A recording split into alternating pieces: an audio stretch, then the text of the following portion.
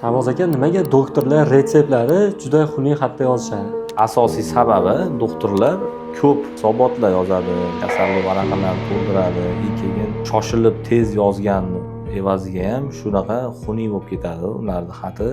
Ko'pchilikda miflar bor, bemor tushunib olmasligi uchun, bu bemor tushunib kasalligi haqida diagnozlar o'qib olmasligi uchun, lekin u noto'g'ri. Nimaga desalaring, yozayotgan dorini dorixonachi o'sha kerak bo'lsa yangi upakovkada, zavod upakovkasi berganda u yerda tushunarli tilda yozilgan, u qanaqa yo'nalishga ishlatiladi, qanaqa maqsadlarda undan o'qib ham kasallik haqida informatsiya olsa bo'ladi.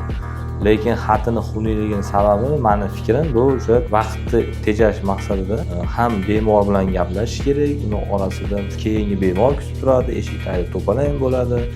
O'shani orasida ham bemor bilan gaplashib, ham unga diagnoz qo'yib, ham davolovchi choralarini ham, ya'ni o'sha ko'rsatmalarni ham yozib o'tish. Shuning uchun ularda vaqt kam, tez ketib qolgani uchun xunuk bo'lib ketib qoladi.